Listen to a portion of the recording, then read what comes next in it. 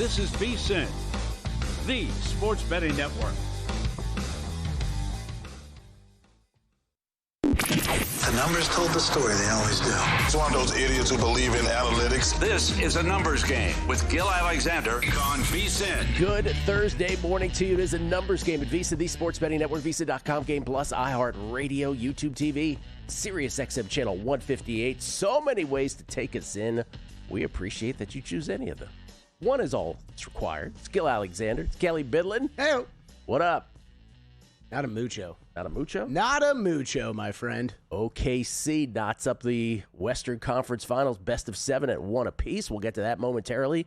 On the show today, Matt Grissom on college baseball conference tournaments in full effect. Zach Cohen will join us as part of the Zach and Crack comedy duo today. Talk NBA with us. Tennis. Maybe he's got some clay court tennis left for today by the time he gets here. And, of course, we'll get preliminary thoughts because right now, literally right before the show, the French Open draw came out. I'm looking at it for the first time. So in between segments, during the breaks, I'm going to have to sort of sketch out what I think, who got the best of it, who got the worst of it, men's and women's. Zach will have his thoughts on that as well coming up. And then, of course, Zach, Drew, and I will do the entire French Open betting podcast, the Beating the Book betting podcast, French Open style, a little after this show today. So we look forward to that. Joe Sheehan on baseball. I did mention Zach and Crack. Crack, unscripted, back in the fold today. Looking forward to that. I think the Zach and Crack comedy duo should be like improv. It should be. How much money would you pay to go see? Are you kidding me? Like that would be an all-timer. An all-timer. Be spectacular. Can I give you the potential Novak draw real quick of Sure. who he could face each? This is pretty brutal. So Yeah. round one, Parashard, right? That's what he's saying. Parashard. He'll beat him. He'll beat him. Okay, and then round two, Royer/Q. I don't know what that is. Valentin Royer. Okay, thank you. He'll beat him. And then Fonseca, Uh-oh. round three. Uh-oh. Round four, Rude. Uh-oh. That's a big uh-oh. Quarterfinals would be Rublev, Demonauer, Mensik, Echeverry. Semifinals, Zverev, Fritz, Hachinov, Lehechka. You're talking about options here. People are going to be like, what do you mean he's playing all those Yes, people in the right, semis? yes, quarterfinals, semis. Yeah. And then finals, it would be Sinner, I'm going to tell you, when you got to Fonseca, here's the thing. Novak Djokovic can make us all look stupid. Yeah, There's right. always that possibility. But I don't think he's beating Rude, even if he gets by Fonseca. Casper Ruud's clay numbers are off the charts. And that's not even, Pericard, like, that's not like a joke opener either, right? Well, on clay it is. It is on, okay. Yeah, okay. his serve gets minimized on the slow red clay of Roland Garros. Oh, can't wait to talk it on the pod today. More random tennis players' potential paths throughout the show from Kelly Bidlin, as I butcher names. We'll get Kelly to do the language of it too. He can play either of these guys.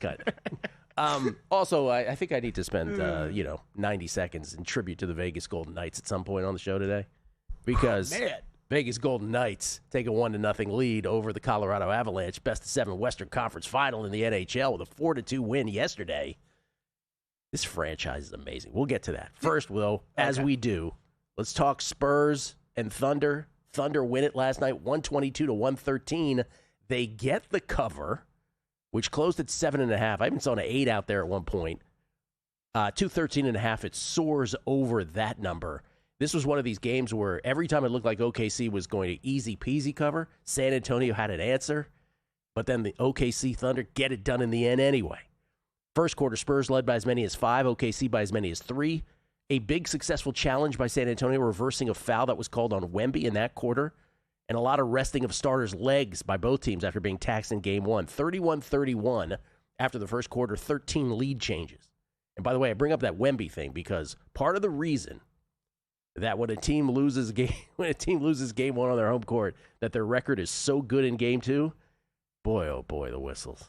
Boy, oh boy. It's like, hey, let's try to give Wemby as many fouls as possible. Second quarter, OKC 7-0 run to start the quarter. They led by as many as 8, 43-35. Spurs cut it to 43-41 on a Stefan Castle posterization of Hartenstein. What a jam. But a 15-6 Thunder run gave them the biggest lead of the game at that point, 11. Biggest lead of the series at that point for them, 58-47. Then 58-49 on another successful Spurs challenge after Wemby was whistled for a would-be foul blocking a Holmgren shot. 62-51 OKC at the half. Wemby immediately was like, challenge it. I didn't touch him. SGA with 15 at the half, Castle with 16. But 13 turnovers for the Spurs at that point, 10 OKC steals. Third quarter. First bucket, OKC takes their biggest lead of the game, 13, 64-51. At 66-58, Hartenstein picks up his fourth. There's no J-Dub already. He had to leave again with that hamstring injury that made him miss the whole Lakers series. Was great in game one, but there goes the hammy. Brutal. And eventually a 15-2 Spurs run to cut it to 68-60, to tie it at 66-66. And then 72-69 OKC, Wemby follows up his own shot with a putback slam. He did this like 3 times last night, where he saw he was going to miss, took his other hand and just put it in. It's incredible. This guy's amazing. 72-71 at that point. Then 77-73 OKC with 4:50 left in the third. Harper goes to the locker room with an apparent hamstring injury himself. And that, ladies and gentlemen, was the fly in the ointment. Yeah. Dylan Harper, locker room, apparent hamstring injury. So the Spurs now, I said we already didn't have De'Aaron Fox. We see your J-Dub. Now we raise you, Dylan Harper. That's not good. Never to return. OKC immediately builds it back up to 87-77, part of a 16-6 run. Then an 11-4 San Antonio run to cut it to 91-88. And that was about as close as they'd get down. Well, no, I shouldn't say that. 96-88, OKC end of the third quarter. At that point, SGA with 24 and 9 assists. Castle 18, but 7 turnovers, the bugaboo.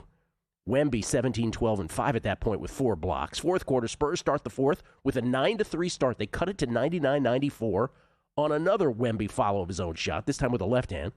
Then a Barnes 3 cuts it to 99-97 with 9:05 to play. And at that point, you're like, are they going to do this again? But no. An 11-0 Thunder run, kicked it back to 110-97, matched their biggest lead of the game with 6:38 left. Here come the Spurs. Vassell 3, Wemby steal, Castle 3, 110-103. Hartenstein floater, though, to stem the tide, 112-103. Johnson bucket, 112-105. They're trading buckets at this point. SGA 114-105 with a bucket of his own. Champagny misses a 3 on a possession with 2 Hartenstein boards. SGA halfway down, no good. Johnson 3. Keldon Johnson coming up big last night, 114-108. And Hartenstein misses 2 free throws with 3:19 to go. Spurs are within the cover. Still trying to win this. But Champagny misses a 3. Foul on Vassell over SGA's back. SGA makes both 116-108 with 3:04 left. Castle then steps out of bounds. Mitchell fade away. 118-108. Vassell 3, 118-111. Under 2 minutes. Shea misses from 18. Wemby bucket. 118-113. Offensive foul on SGA elbowing Castle. You're down 5. This is your chance if you're the Spurs. But Vassell misses the 3. Offensive board, but Castle eventually throws it away. 101 left. Shea jumper, 120-113. So now it's the spread that matters. But Castle misses a 3. Caruso drive, 122-113. 19.2 left. Good night, says Mike Tirico. And Vassell misses the 3 that could have impacted the spread. Yeah. Ball game. Castle, 25, 5, and 8. But 9 more turnovers in defeat. Mm-hmm. Did they take a turnover away from him in game 1, so he ends up with 19? No, dude. I thought he had 20. As you're going through this right now, yes, because I sent you the note about 19. It should be 20, and then I just saw at ESPN 20. It is 20, and I was wondering the same thing when I you saw sent that me the tweet. thing 19 this morning. I'm like, I think it's 20. 20 in 2 games for Castle. Wembanyama 21, 17, and 6 with 4 blocks. Vassell with 22. SGA 34 and 9. That's 30 points, 4 boards, 9 assists. Hartenstein 10 and 13. But here's really, if you wanted to isolate one stat, the difference between game 1 and 2. Remember in game 1, Kelly, the Spurs out-rebounded OKC 61-40, which had them overcoming their own 21 turnovers, 11 by Castle in game 1. This time, instead of a 61-40 advantage, overcoming 21 turnovers, the Spurs once again had 21 turnovers. But the rebounding advantage was only 45-41. Yep. And that is really the difference in these 2 ball games. Yeah. 1-1 as we head back to San Antonio. Series knotted up. Yeah, we were talking about it yesterday. You were wondering. I was surprised by how the Thunder approached this game because I really thought you were going to have to go with only one of the bigs and continue to throw Caruso, Dort at Wemby and back it up with Chet on the backside. And man, they chose to, we're going to throw Isaiah Hartenstein on Wemby and make this a physical matchup. And did you see the post-game interview? No. Oh, they immediately go to SGA. I forget the young lady's name is doing the interview. Did that change up with Hartenstein going on Wembanyama? Was that a good change? And Wemby's like, nah, not good. SGA's like, no, not good. And then he caught himself. He's like, I probably shouldn't say that publicly. He's like, I mean, it was good. It was good. And she followed up. She was like, what do you mean? He's like, no, it was good. It was good. So he like outwardly, he's like, yeah, that didn't work. Wait, what? He was asked directly after the game. SGA on camera. He was asked, hey, right in the the heat of the moment after the game, they won, they've tied up the series. Do the adjustments work? And he's like, not really. That's such a weird answer. And then she followed up. Credit to her, she followed up. What do you mean? And he smiled. And he goes, "Oh, no, it was good. It was good." All right, yeah. I mean, look, it is the Thunder. I think we're going to continue to. I mean, it's the Thunder and it's Victor Wembanyama. I think the Thunder every game are going to continue to throw different looks at the guy. You have to try to do something. But I mean, Hartenstein. It was game 1. 10 field goals in the paint, 13 free throws for Victor Wembanyama. Game 2, that was down to 3 field goals in the paint, 3 free throw attempts. Hartenstein was the final defender on Wembanyama at 47 plays in Game 2, compared to only 3 in the opener. That was a big time. I thought that was big time, but also we talked about you leave in the 2 bigs, gives you more rebounding opportunities, right? It evens that out. Interesting adjustments. It's what the playoffs are all about. These injuries are going to be everything. We got to follow up on all this before you can even approach Game 3. Coming back. Racetrack Television Network brings you every race, from every track, on every screen, every day. With monthly packages starting as low as $5, RTN gives you great value and access to more live HD streaming and race replays than anyone. Visit RTN.tv today to sign up and watch on almost any device, including Roku and Amazon Fire. Use promo code TRYRTN for a 5-day free trial. This is VSiN, a network of sports betting analysts, writers, hosts, and handicappers, all here to help you become a more confident bettor. We broadcast live every day from Las Vegas, the sports betting capital of the world, and from studios across the country, giving you insight from every angle of the action. Take VSiN with you wherever you go with the VSiN Watch app, or catch us on streaming platforms and regional sports networks. You can also listen live on SiriusXM Channel 158 and on radio stations nationwide. Check out VSiN.com as well for betting tools, exclusive betting splits, AI-powered player prop projections from Opta, pro picks for every game, plus in-depth betting guides and articles built to give you an edge. From sharp betting analysis and daily best bets to insider interviews and expert breakdowns, VSiN is your trusted source for everything happening in the world of sports betting. See everything we have to offer at VSiN.com and become part of the Sports Betting Network. Coming up on Thursday's edition of Money Moves, join me, Stormy Bonantoni, and Femi Abebefe in for JVT. Lots to discuss as the NBA and NHL postseasons roll on. We'll react to Avs Golden Knights and take a deep dive into Game 1 of the NHL's Eastern Conference Final between the Canes and Canadiens. I'll tell you why this player is poised to have a big day. Plus, following the Cavs' epic collapse at MSG on Tuesday, how should we expect them to respond for Game 2? We're covering it all beginning at 11 Pacific, 2 Eastern on VSiN, the Sports Betting Network.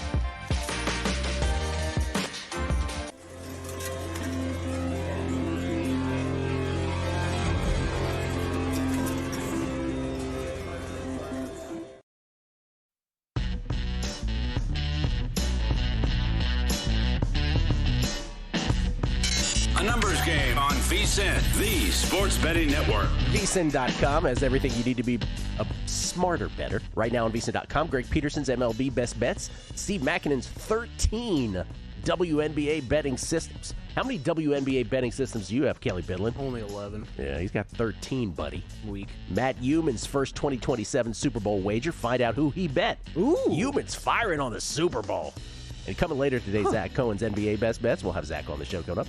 Jonathan Davis's NHL picks and props. And the Coca-Cola 600 NASCAR simulation. Right now, get 14 months of VSiN Pro for only $199 with promo code PRO. Head to VSiN.com/subscribe today. We get tweets of beating the book. So I always say y'all are the best in the game. Sometimes y'all are so good that you read my mind. Some of these tweets, I don't even have to say certain things because everybody listening says them. Jesse Welch. Well, first of all, this is a different subject. Listen to this. Jesse Welch. I have a theory, he says, that the delay in the Coach of the Year announcement has to do with Missoula refusing to accept it.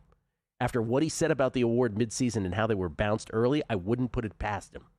Jesse's going to lose his damn mind. I love the theory. Jesse's going to lose his damn mind over this award. Don't worry, we have an official date finally, the 26th. Mark your calendar, yes, Jesse. Yes, we do. Money Caperletti. Adding to the stat Kelly mentioned yesterday, Spurs loss is now in the playoffs. Wemby off night. Mm-hmm. Wemby KO'd. Mm-hmm. Wemby ejection. Last night he goes, Wemby mugged and assaulted for 48 minutes. This is what I mean by y'all reading my mind. You say what you tried to give him 2 fouls that weren't there. Mm-hmm. That was just one thing. Tronsky, hey, Gil, we got what we wanted last night, a Thunder win and better odds on the Spurs and Wemby MVP. Sometimes it feels square as heck, but when you recognize it, even with good futures already, can't help but add more. Am I square last time for plus money? I don't think you're square at all. It's the second time the Thunder have beaten them in 7 tries. Oh, yeah. That's all I have to say. I want to talk more about that, though. Going forward, absolutely. It's interesting now. Johnny Brock sent this on Twitter. It's something I sent you this morning, you and Danny. He says, gotta fix this. Trying to get to the stripe is one thing, but making it the main part of your game is a key reason the NBA's viewership has plummeted, in my opinion. What he's referring to is someone put together a montage. Can we call it a montage? Sure. Of Shai Gilgeous-Alexander flopping on every single play. It's not every single shot attempt, so it's mislabeled to start. On almost every... No, he flops. It's ridiculous when you put it all together. It is ridiculous. Ryan Hyatt commenting on our show rundown for the day, what we put out. The VSiN Twitter account puts it out. He says, looking forward to the show with Kelly and Gil today. As for Bill, Pablo Torre will let us know if it's unscripted or not. Y'all have a day. That's pretty good. That's very true. That's very good, Ryan. Chris Heath, I had plus 7.5. Couldn't help but notice that Wemby was the last Spur to score, 3 misses and a Castle out of bounds turnover to finish. Hey, man, that's basketball. Sometimes you're on the right side of those. Sometimes you're on the wrong. Mike Marker, 420. Crack reminds me of a friend of mine, George Weggers, R.I.P. He was the international president of the Banditos. Like Bill, man, did George have stories, and they were the best. His best line was, as you were leaving, he would always say, you got time for a quick story? Right as you're leaving. I love people like that. Hey, you got time for a quick story? El Yessi. R.I.P., by the way, to your friend George. El Yessi, I think Shea thought she was talking about the other Isaiah Joe. Maybe he was. Right. That could be.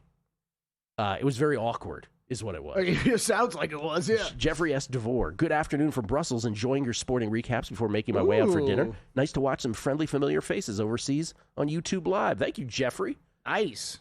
What's going on in Brussels? Why weren't we invited? Watching us in Belgium. Real quick, couple things before we get back to basketball. For VSiN subscribers, while we prepped for the French Open pod today and the draw is out and I still got to look at it, I have been playing the Fakakta clay tournaments this week. Had 5 plays for VSiN subscribers this morning. We're 1-1. Mariano Navone beat Jaume Munar in straights. Marie Buskova lost to Ann Lee. So those split, so you didn't miss anything. Of the 3 remaining, Angelina Kalinina has already started. She is up a break in the first set, so that's already begun. But the 2 remaining men's matches have not. Those are still to come today. They're a little later. I think they're like a couple hours away and 3 hours away. Thank you, Danny. Lerner Tien, -123 versus Alex Mickelson, a battle of 2 Americans. And then Arthur Rinderknecht, Kelly, +155 versus Alexander Bublik is the dog play of the day. You want to The big dog play. You want to today. bet on A&G props? A&G side prop real quick? Sure. Did Danny Higgins know the start time of those matches because he tailed you and made bets on those, or he's being a great producer? He knows the start times because right before we came to this segment, I said 2 remain, and then he checked it. Tell me if I'm right, Danny. And he's like, Gil is correct. 2 remain. Okay. And then he knew the times. He says, I am correct in my ear. Quality producing. That's right. By the way, real quick, the golf update. Dave Ross might have to fill me in here. We said during the break, did you see that shot from Scheffler? I did not. Okay. Is this a replay of it? No. We were talking about how gloomy it looks out there. It looks horrible. And then, it's raining. It there you is raining. And then they just showed a sand trap that looked like Scotty Scheffler just hit it out of mud. So, I don't really know what we're doing out there with the PGA Tour right now. That's what happened when liquid combined with sand. Usually they take the golfers off the course, too. Ever walked on a beach before? Real quick before we get back to basketball, I said I had to say something about the Golden Knights. The Golden Knights last night beat the Colorado Avalanche, game 1 of the best-of-7 Western Conference Final. They do so by taking a 3-0 lead. They scored twice in the second period. They go up 3-0. They did have to withstand a comeback. By the way, Dylan Coughlin with a first goal for Vegas. Carter Hart, 36 saves. But Colorado came back. They cut it to 3-2 on a Gabriel Landeskog goal. But then Nick Dowd sealed it for Vegas with the empty netter to seal the deal. 4-2, the Golden Knights win it. And just as we live in Vegas, so we almost bend over backwards on this show not to sort of focus completely in on the Vegas Golden Knights. But as a guy who grew up as a Washington Capitals fan, I just have to it's just remarkable what the Golden Knights franchise is doing. Washington Capitals, by comparison, just to use my team, took them 44 years to win a Stanley Cup, famously in 2018. Peak Ovechkin, he's going to stand right there, see if you can stop him. That was their kind of their strategy. That was my Capitals strategy. In a nutshell. It's a good one, yeah. Anyway, it took them 44 years to win the Cup. The Capitals have been in existence now 52 years. They have been to the Stanley Cup final the year that they beat the Golden Knights, coincidentally, for the purposes of the discussion, and one other time they got swept by the Red Wings in the 90s. That's it, twice. Vegas Golden Knights are now in their 9th year of existence. Mm-hmm. They are 3 wins away now after last night from going to their 3rd Stanley Cup final. It's absurd. It's wild. They got to the finals their first year under Gerard Gallant. It's amazing, the brief history of the Golden Knights. They got to the finals their first year and possibly lost to the Caps. Lost in the first round the next year. Then remember, right before the pandemic, strangely again mid-season, the Golden Knights fired Gallant. And Peter DeBoer took over. They lost in the conference final. They lost in the conference final again the next year. So by the way, it's not like they're sucking the other years either. Mm-hmm. Then they did miss the playoffs. The only year they missed the playoffs. So after that season, they fired DeBoer. They hired Bruce Cassidy. He immediately wins the Stanley Cup for them. Then they lose in the first round. Then they lose in the second round. And then here, 8 games before the end of this season, the Golden Knights are like, well, this is just, we can't handle this swoon. They hired John Tortorella, who has now, regular season and playoffs combined, gone 16-4-1. And here they are with a 1-0 lead over the Avalanche, 3 wins away from getting to their 3rd Stanley Cup final in 9 years, with 2, odd mid-season and this late season coaching changes that both worked out. You know what stat jumped out to me this morning when I was looking at this? This is the 8th time in the past 9 playoff matchups, dating back to 23, that they've won the first game of a series. Man. That's crazy. The fact he started to a 1-0 start every time, it's wild. Now it's not all rosy with the Golden Knights. I don't know if you know this off-ice stuff with him. No, not at all. Tortorella was not made available after they clinched the series against the Ducks. Oh no, I did see this. Yes, they got docked a draft pick. Really? Oh yeah, I think it was a 2nd round pick. They got docked. The Golden Knights have done a mea culpa on that. They've said, yeah, we were wrong. Great way to get in touch with our fan base. Blah blah blah blah. We were wrong. The thing they're not apologizing for is they're not letting Bruce Cassidy interview with other teams, which is just this weird thing because in sports or in any sort of business, if you fire a guy, but by the way, you're on the hook for his salary too. Yeah. So it's in your financial best interest. Yeah, go ahead and interview with those. Right.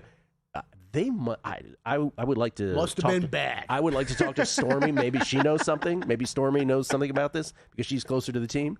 But it seems really petty. Yes. They must really hate him. It must have ended badly for you to not only fire someone, but then you're ruining their future. You are possibly ruining their future job opportunities. You're doing that, and you're costing yourself money. Millions of dollars in the process. Because usually when a coach goes to another team, you just pay the difference. Right. Right, whatever his salary ends up being. So it's not without their warts, but boy, on the ice, this franchise is I was about to say they're golden. Did you catch the tennis players? Objections? We were talking about them boycotting Grand Slams. Yeah, they boycotted media too. That's what they did. That's their little start to their boycott. That's their start. Yeah. Let's talk some college baseball. Matt Grissom joins us. If you haven't followed, we'll have him explain it to us like we're 2-year-olds. Nick. Biggest contest we've ever seen. Seriously, what's the guarantee? They're still talking about it. I think it's time to put the rumors to rest. Showtime. $30 million. $30 million? $30 million? $30 million? That's $30 million guaranteed. 3 contests, multiple ways to win, no rate. Entry starting at $1,000. Enter Nevada, play from anywhere. Elevate your sports betting game with VSiN's exclusive betting splits. Stay ahead with real-time market trends and track bet percentages on any matchup. Then uncover the edge by comparing them to the amount of bets placed to find out where the sharp money is headed. Upgrade to VSiN Pro to access betting splits, live odds, line moves, power ratings, and in-depth game analysis. Go to vsin.com/pro to join VSiN, the sports betting network.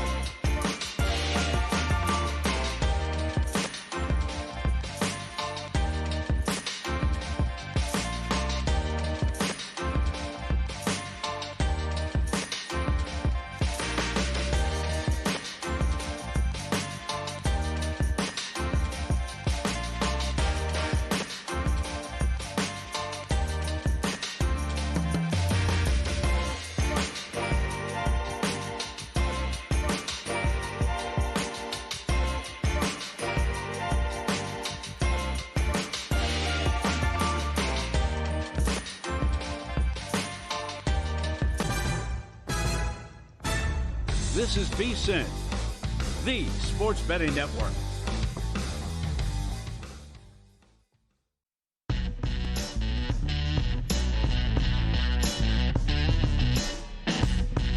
A numbers game on VSiN, the sports betting network. Well, it's proxy season beginning tomorrow when the signups begin for all of Circus football contests. Officially open this week. If you want to play but won't be in Las Vegas every week, Winners Circle Proxy can help. After your required in-person registration, you will have to be here for that. Winners Circle Proxy handles your weekly submissions so you can make your picks from anywhere in the country. Winners Circle Proxy, VSiN's preferred proxy service. One trip to Vegas, then play all season long from anywhere. Schedule your appointment now at winnerscircleproxy.com. Kelly gives me a rundown every morning, and, I take a glance. Mm-hmm. This morning, you had a little note on here. LSU has finalized a deal to hire Ed Orgeron on Lane Kiffin's staff. Yeah. That wasn't what caught my attention. After that, it says Orgeron's agent, Svi Grossman, tells ESPN. Svi, Habibi, Mashlumcha. So it's only funny because it's Ed Orgeron. That's right. So Svi is like, Ed, you should take it. Ed's like, I'll do it.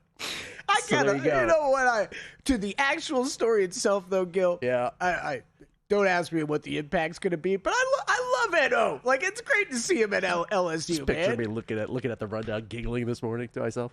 Let's talk some college baseball. If you have not paid attention to college baseball all season long, this is the time you should.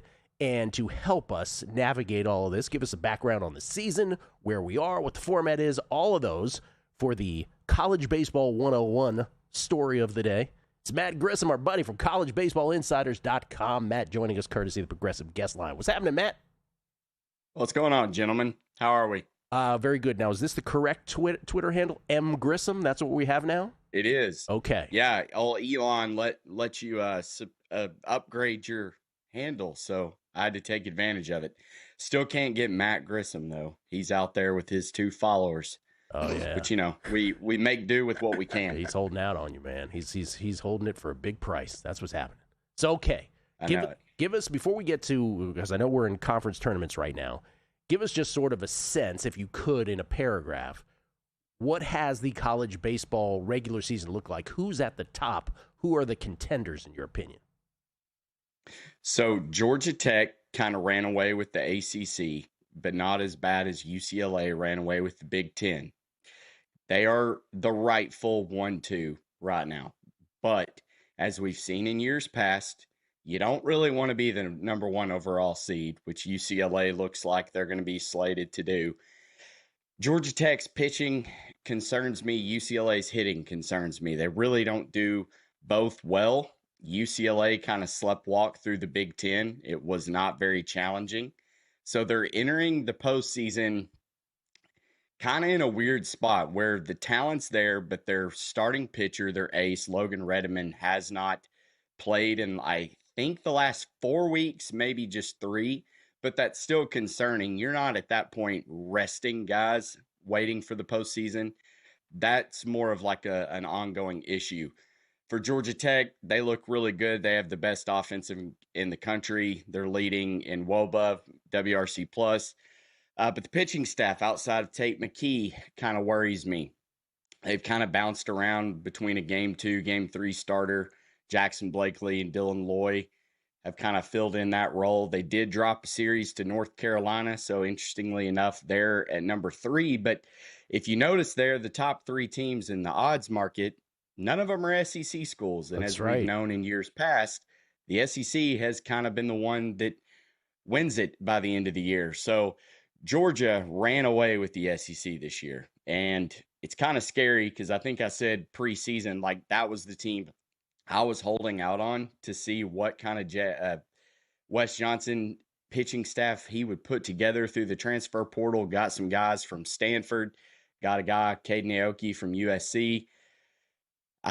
They're making it work, and that's kind of scary because they've got the number 2 offense in the country behind Tech. Now, Tech did beat them at Truist Park in a midweek. Don't really put a whole lot of stock into that, but as far as overall balance right now, Georgia and Texas are kind of leading the way at that point. Now, before we get into something else, I know we still fantasize about that 2022 Ole Miss ticket. Yes, we do. And I do. knew you were going to ask me about that Ole Miss team. Florida, 35-1. Arkansas 50-1. Those are two teams that have all the metrics. They have an above average weighted runs created. They have a top 25 strength schedule. They have a top 20 pitching staff. All of those things that we look for in a championship future, those two teams have it at unrealistic odds. So what you're saying is if there is an Ole Miss, to come out of the SEC, an Ole Miss 2022 style, which was 100-1, you're saying it's Florida and Arkansas, one of those two clubs? Yeah, at this point, I think it would be Arkansas. Okay, I think they're like 55-1 right now. Oh, don't. They're going to be a 2 Matt, seed more than likely. Don't you do this to me? I'm getting my juices flowing. I know, but we all kind of joke. This is the one that Arkansas wins. Last year, they were kind of the best team on paper, the team of destiny. They get snubbed by LSU there in College World Series, and then LSU goes on to win it. This is the year that they're going to screw around and go win the whole damn thing. So we'll see. Okay. Is this, Matt, is this the year, is this a good example of what, is the SEC just beating up on each other and just kind of in general there's value on a lot of these SEC teams? Because, I think it's notable to me how many ACC Big Ten teams we have near the top of the board here. Yeah, outside of Georgia, who just kind of rolled through the SEC, Texas lost 2 out of 2 to A&M. They didn't get to play game 3. So that was kind of confusing. A&M may look like a host, like a regional host in the top 8. Auburn looks really good, but their offense kind of falls asleep. In my opinion, Auburn's got the most complete pitching staff, but there's not really a team that does both well. Mississippi State kind of did at the beginning of the season, and then they started dropping series that had you scratching your head. I don't agree that they should be plus 950. They're the shortest shot out of the SEC to win it all. I think they're maybe the 5th or 6th best. For those who weren't around, for what we're referencing is 2022 Ole Miss run to the title. And Kelly, just to let you know, all my windows here on the computer, I keep up just to remember that 2022 Ole Miss run window on my computer, just to inspire at 100-1 going to. You keep up a separate window of 2022 baseball stats? I got the whole bracket of the College World Series that year and everything just because it was such a magical run. Well, I figured out the internet issues for Gil Alexander in the studio. That's what the problem is. All right, so, okay, I appreciate that. Can you, for those listening who are like, all right, College World Series, how's this work? So we're in the conference. You can explain this way better than I can. We're in the conference tournaments. Then we go to regionals, then we go to super regionals, then we go to the College World Series. Explain how all that goes and what the pods are and what schools get those and all of that to everybody.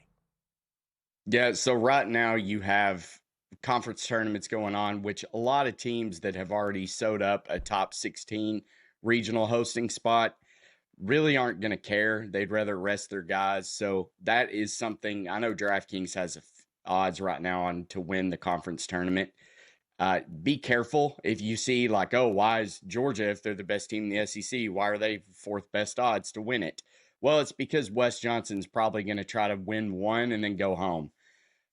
For regional round next week, we're going to have selection Monday, this coming Monday. And basically 64 teams will get put into 16 different regionals hosted by the number 1 seed, and the other 3 will be seeded 2 through 4. We will then play a double elimination round robin, essentially, at each regional host spot. And then the winner of each one of those will take on the super regional winner, which is the best 2 out of 3. It aligns, basically, 1 will play 16, 2 will play 15, on and so forth. If you've paid attention to March Madness bracket, that's how that works out. But then super regionals, best 2 out of 3. They go to Omaha, and then you basically repeat the regional round, but on your side of the bracket. They could have done this a much easier way, but for all intents and purposes, it works. Why do that? Basically, Why do that? Double elimination. Basically, the easiest rule is don't lose more than once in a weekend. That's right. You can lose once, but don't lose twice. That's right. That extends all the way into the College World Series, which is a combo of what Matt was saying, double elimination, best of 3s, that whole thing. Matt, appreciate it. It's always, because I think that's always a good reminder for those who don't follow this closely. So Arkansas first, Florida second, but let's go Arkansas. 55-1 is the big one. Florida's also in there as well, as we look to rekindle some SEC love here in 2026. You do believe, though, in closing, in 10 seconds, you do believe UCLA and Georgia Tech and North Carolina, 6-1, 6-1, 9-1 respectively, they are properly priced, though, as the top three?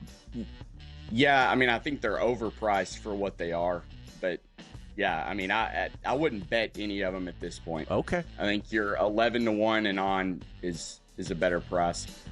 Matt, college baseball. And check out collegebaseballinsiders.com. We've got all of the championship formula on there. It's all absolutely free. You beat me to it. Thank you, Matt. Appreciate it. I appreciate y'all. Coming back with some tennis next.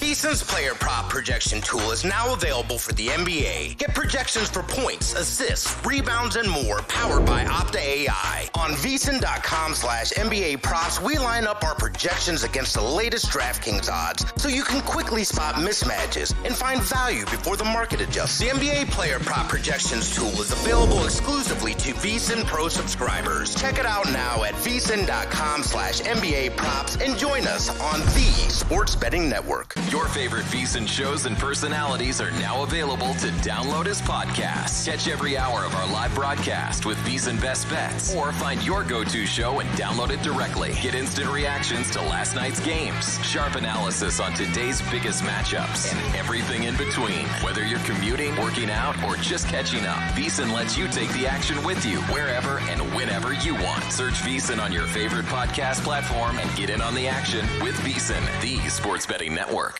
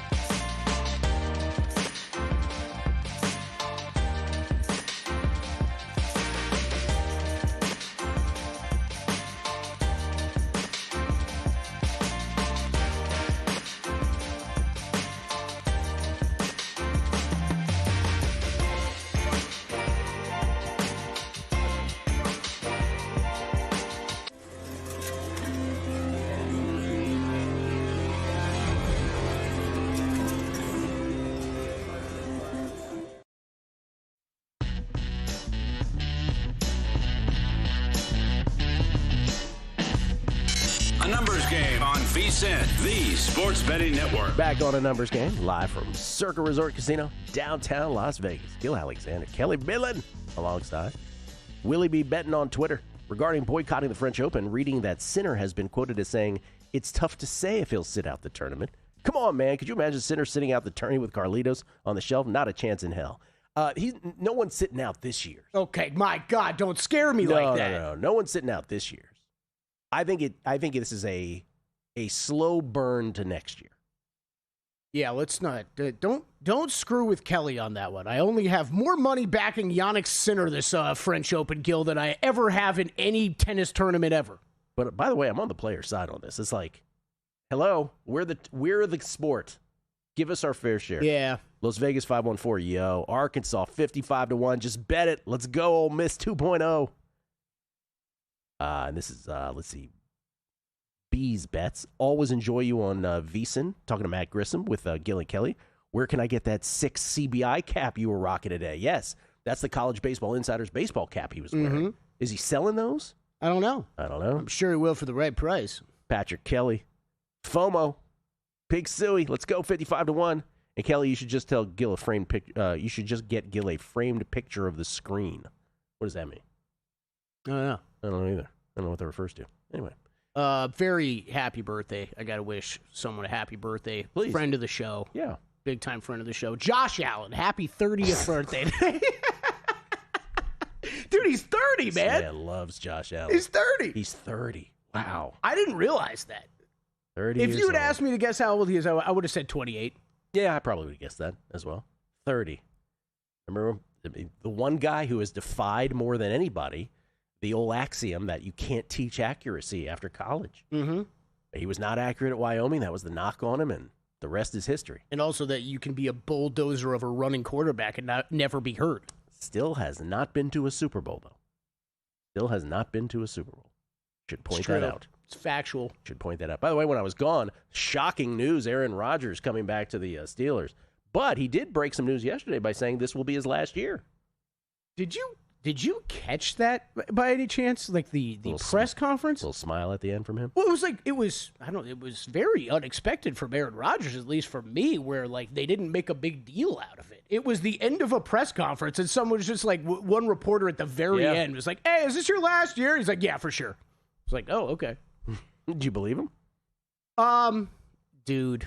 I think I have to. He's 42. He's going to be 43 in December. So, like, yes, I think it's very likely his last year. But, like, I don't know, man. These old quarterbacks these days, I don't trust any of them. Well, by the way, VSiN Killer Sports NBA Playoff Challenge, which you can follow at contest.killersports.com. I lost one yesterday. God, you suck. 70% in the first round. You're terrible. 14-6. 70% in the second round, 7-3. That's what you did in the second round too? Jeez, man. I'm now 2-1 here in the third round, miraculously somehow. But you know, Kyle Aikens from Killer Sports is only one game in the loss column behind me. Now he's a few back on the win column, so it's a 2-game lead really. But loss column is loss column. He's one game out of controlling his own destiny. Let's put it that way. We might have to. Steve Fezzik, Zach Cohen lurking. Because they're lurkers. Yeah. And there's Carl Sack himself, creator of said contest in fifth. 4 back. We might have to get Kyle on the show because I can put a face to every other name. Me too, but I can't to Kyle. That I can get a little angry at for losing to, but I can't to Kyle. I see you, Kyle Aikens, though I don't really see you, if you know what I mean, because I don't know what your face looks like. But I see you there in the standings. I've got 5 picks left, Kelly. How do I mess this up? 2 this round, 3 next round. You crushed, man. What about tonight? Knicks and Cavaliers game 2, which I do not believe. I haven't looked at the contest lines. The contest lines are somehow far different from the actual line of the game. Perhaps I would play it. Otherwise, I don't really have much conviction. Knicks and the Cavs. Knicks up after that just absolutely historic comeback in game 1 against the Cavs. Knicks, once again, are 6.5-point favorites. The total is 216.5. Total a little lower in the contest. Any thoughts? I mean, unlike we said this yesterday off air, I think. So excited for game 2 of OKC and the Spurs. So excited.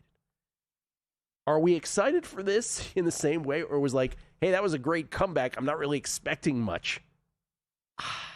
It's just, Look, this is the I know the styles of basketball. Like I only got a little frustrated with the Shea foul thing earlier because I'm like I got 5 people sent me this, and it's like, okay, you could do this with every SGA game ever if you want. That's true. Like it's just.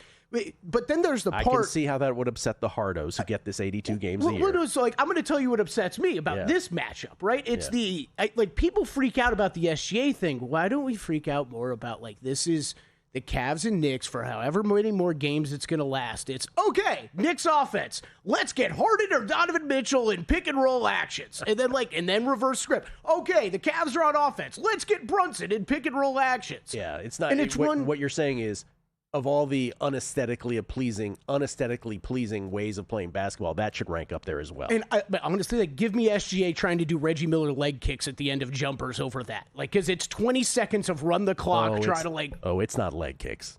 It's a lot. Oh, it's a lot of things. He's got a lot of moves. Oh my God, I've been shot. I did lay 6 with the Cavs yesterday at the end of the show. We were talking about that. I think we brought this up in a while. Knicks still one of the most dominant home teams in the NBA this season. 36-11 straight up, 32-15 ATS. I thought you said laid 6 with the Cavs. You mean laid 6 with the Knicks? Yes. Oh, thank you. Did I say Cavs? I don't know. I might have misheard. Yeah, I probably screwed up. The Cavs, reminder, they won those 2 against Detroit at the end of the series. Otherwise, it is a big-time road struggles from them from the All-Star break on. Those brought that up earlier in the week. The 3 wins they had in the regular season after the All-Star break at Memphis, at the Pelicans, at Dallas. That is road wins and covers for Cleveland. This was a smaller Knicks bet for me, though, tonight. Gil, this sucks, and we got to get back to it with Spurs and Thunder, too. Like, the injuries. And OG Anunoby, I would feel stronger about this bet tonight if I thought OG was close to 100%, but I thought he was really looking like he was playing at about 80%. This just kind of stinks. I mean, we say this every year. It just stinks that injuries are such a big part of this now. It sucks. And we got to talk. We will get back to that with Thunder Spurs because I think there's a trickle-down effect that affects the entire rest of the series. Oh, man, if you don't have Harper or Fox and J-Dub on the other side, I mean, anyway, we'll get to that. Yeah, we'll get to that. I don't really have much more on this, though, actually. I think a couple of trends to be aware of just with both of these teams. It's been a lot of overs recently. 5 of the last 6 for Cleveland. Overs hitting 5 of the last 7 for the Knicks. So you got that colliding here in New York tonight. I do like the Knicks. I'm very interested to see. I liked our conversation about it yesterday, but I am 99% of the time I'm usually thinking we make too big of a deal of like, how is this team going to recover? That was my question 3 times yesterday to different people, including yourself, which is the mainstream media reaction is always, oh, how are the Cleveland Cavaliers going to recover from that? My question was, do we make too much of that? Yeah, I think most of the time we do. I don't know after that game though. Who's looking at each other in the locker room? Like you don't. The coach screwed up and then backed up his screw ups in the press conference. You got Donovan Mitchell who had 3 great quarters and then disappeared. Right, like he's supposed to be the leader of this team. Yep. And James Harden's just been a punching bag through this entire playoffs. Like he's got to feel that way on his own team a little bit too. If the Cavs look. We also joked. You know, the real part of the James Harden thing that gets lost also is that your teammate is Sam Merrill. Mm-hmm. So the other team is basically saying, oh, there's Sam Merrill. Quick, find Harden. Like, that's even better. It is bad. It is bad. Look, I do think, though, the Knicks have been amazing. You and I were joking about this off air, though. New York Knicks fans, I really need you to prepare for something that is somehow for the 7th straight year gotten away from you. I love this. The excitement level from New York Knicks fans and backers, it's like, don't we remember how this ends every year? And there will be a just mind-blowing defeat at some point that you're not going to be able to get over. And I really need you guys to start preparing for preparing yourself for that now because you don't seem to be prepared. They are not that much better of a team than the Cleveland Cavaliers. That is such a great call, that fan base in specific, because it's not just your garden variety restaurant quality delusional fan base. It's you're a New York Knicks fan and they believe, right, that not only are they playing in the mecca of basketball, that their city is the mecca of basketball, their team is touched to be this team. Yeah, they're not that. They're never that. They're really good. This is a really good basketball team, and these first two rounds, like that last round against 76ers is the best I've seen this Knicks unit look ever together, ever, since Karl Anthony Towns has come over. But it's going to happen, Knicks fans. It's going to happen. A really bad L at some point. If not this series, the next series. Well, it's going to be several bad L's the next series. Yeah. Well, I don't know. Maybe the Thunder and Spurs will just keep hurting each other. Zach Cohen is going to join us to discuss the National Basketball Association and tennis. Maybe he's got some more Clay